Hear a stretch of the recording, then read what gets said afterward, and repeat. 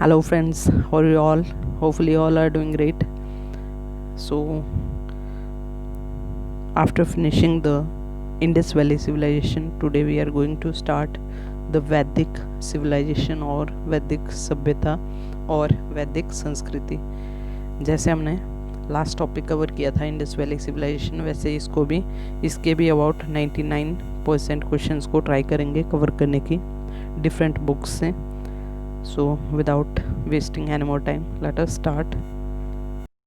So question number 1, आर्यकाल तथा हड़प्पा काल में प्रमुख असमानता थी, तो इनमें से प्रमुख असमानता कौन सी थी? देखो, हड़प्पा जो सभ्यता थी दैट वाज नगरीय टाइप की थी, जबकि जो हमारी आर्य की सभ्यता थी वो ग्रामीण टाइप की थी। ठीक है, वैदिक सभ्यता या आर्य सभ्यता। तो आर्यों का समाज 4 वर्णों में डिवाइडेड था, ये भी करेक्ट है। आर्य युद्ध अस्त्रों तथा युद्ध कला में अधिक निपुण थे, ये भी करेक्ट है। तो इसका मतलब डी ऑप्शन इसका राइट आंसर है। ठीक है, क्वेश्चन नंबर 2, आर्यों का ईरान के मार्ग से भारत आगमन कब हुआ? तो इसका राइट आंसर है ऑप्शन नंबर सी, लगभग 1500 वर्ष ईसा पूर्व। नेक्स्ट, आर्य शब्द प्राय निम्न में से किन लोगों को इंगित करता है? तो इसका राइट ऑप्शन आ जाएगा option number B, Indo European भाषाभाषी समूह के लोगों को। नेक्स्ट, आर्य भारत में संभवतः आए, तो ये क्वेश्चन काफ़ी इंपॉर्टेंट है। ठीक है, बहुत सारे टेस्ट में ऑलरेडी पूछा गया है। तो आर्य भारत में कहाँ से आए थे? ये आए थे आपके मध्य एशिया से। ठीक है, बी ऑप्शन। नेक्स्ट, आर्य भारत में सर्वप्रथम कहाँ आए थे? तो ये आए थे हमारे पंजाब में। क्वेश्चन नंबर 6, आर्यों ने जो क्षेत्र सबसे पहले अधिकार में लिया वह कहलाता है, उसको क्या बोलते थे? सप्त सिंधु। ठीक है, क्वेश्चन नंबर 7, हिंदू की जनता के संदर्भ में हिंदू शब्द का प्रयोग प्रथम बार किसने किया था? तो ये किया था अरबों ने। नेक्स्ट, प्राचीन काल में आर्यों के जीविका उपार्जन का मुख्य साधन क्या था? तो ये थी कृषि। नेक्स्ट, वैदिक काल में योद्धा को क्या कहा जाता था? योद्धा को बोला जाता था सेनानी। नेक्स्ट, प्राचीन भारत का कानूनदाता कौन माना जाता है? तो ये मानते हैं सी ऑप्शन, मनु को। नेक्स्ट, आर्यकाल में राजा को किस नाम से जाना जाता था? तो राजा को बोला जाता था राजन, ऑप्शन नंबर ए। नेक्स्ट, वैदिक सभ्यता में निम्न में से किसकी पूजा नहीं होती थी? तो ये नहीं होती थी हमारे लक्ष्मी की। ठीक है, बाकी सबकी होती थी बट लक्ष्मी की पूजा उस टाइम पे नहीं होती थी। ठीक है, नेक्स्ट क्वेश्चन नंबर 13, निम्न में से आर्यों की विशेषता कौन सी थी? आर्य बाकी सारी चीज़ें थी, 4 वर्णों में भी डिवाइडेड था, परिवार भी था, बट धर्म के पीछे अंधे नहीं थे वो लोग। ठीक है, तो नेक्स्ट क्वेश्चन नंबर 14, निम्नलिखित में से किस वर्ण में आर्यकाल में समाज विभाजित नहीं था? तो आर्य 4 वर्णों में डिवाइडेड थे। ठीक है, ब्राह्मण, क्षत्रिय, शूद्र एवं वैश्य। तो डी ऑप्शन सभा, ये कोई चीज़ नहीं थी। नेक्स्ट, जाति एवं वर्ण में मुख्य अंतर क्या है? तो वर्ण जो थी वो 4 थे, जातियाँ बहुत सारी होती हैं, तो इसका मतलब option number C is the right answer. Next, निम्न में से आर्यों का कौन सा व्यवसाय नहीं था?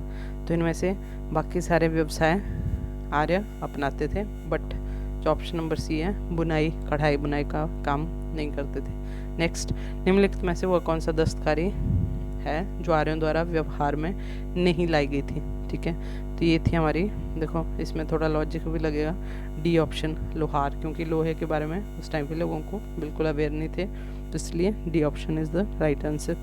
क्वेश्चन नंबर 18, मूर्ति पूजा का आरंभ कब से माना जाता है? तो इसका आ जाएगा हमारा option number A, pre Aryan या फिर पूर्व आर्य जो काल था, टाइम था। नेक्स्ट क्वेश्चन नंबर 19, निम्नलिखित में से कौन सी प्रथा चतुष्टय वेदोत्तर काल में प्रचलित हुई? तो इसका राइट आंसर है बी, ब्रह्मचार्य, क्षत्रिय, वैश्य एंड शूद्र।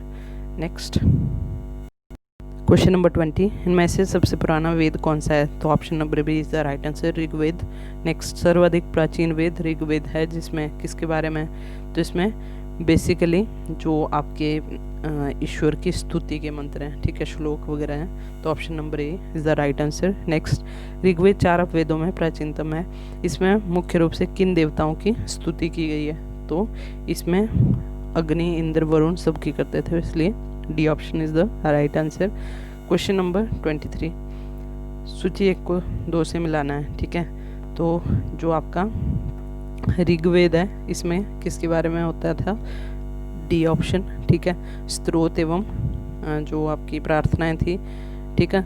अगर आपने इसका अच्छे से लॉजिक लगाना है तो आपने स्टार्ट करना है कहाँ से, इसका जो आपका सामवेद है, ठीक है, तो वो बिलोंग करता है आपका संगीत से, ठीक है।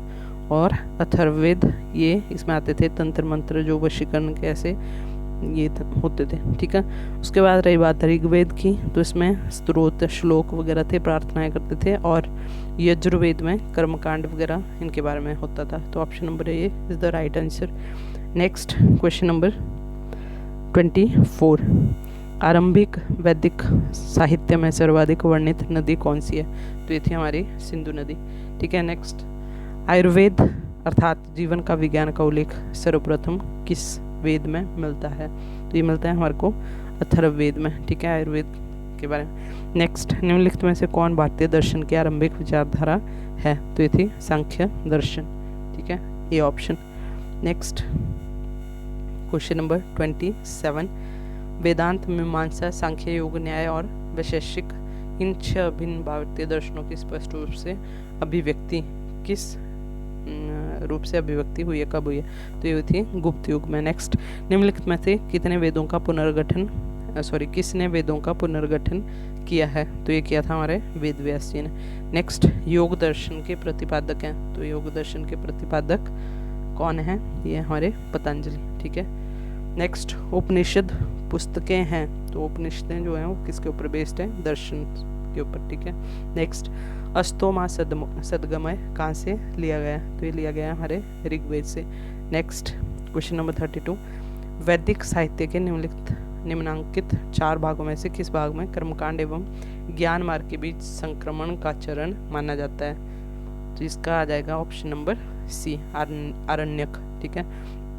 नेक्स्ट, कपिल मुनि द्वारा प्रतिपादित दार्शनिक प्रणाली, तो कपिल मुनि ने कौन सी दार्शनिक प्रतिपाली जो थी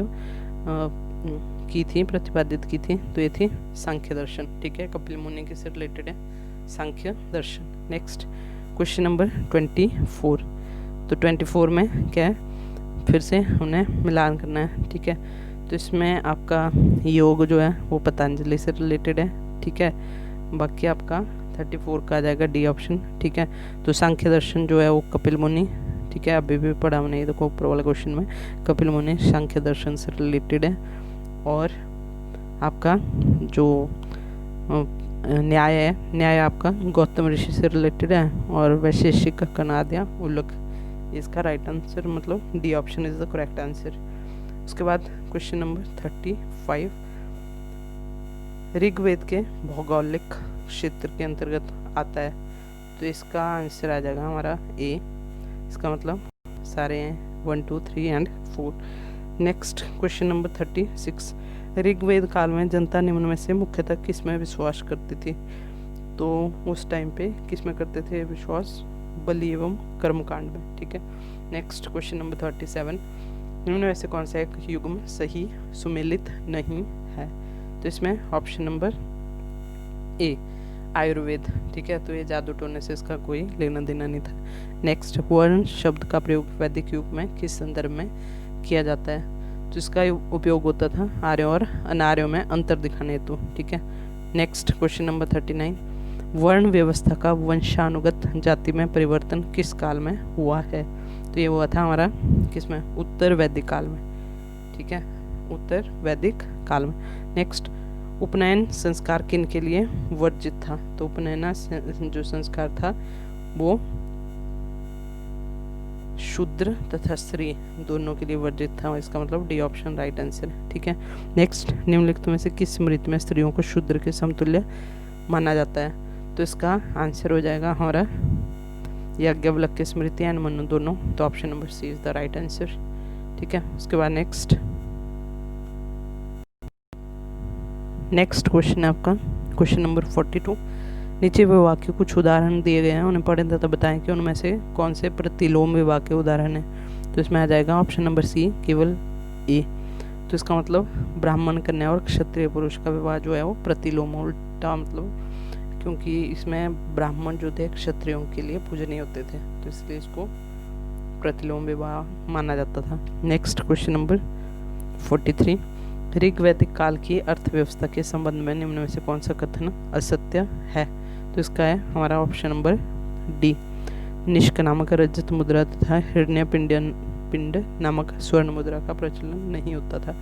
क्वेश्चन नंबर 44, ऋग वैदिक कार्यों द्वारा देवताओं का जो विभाजन किया गया था उसका निम्न में से कौन सा प्रमुख आधार था? तो ये थी प्रकृति।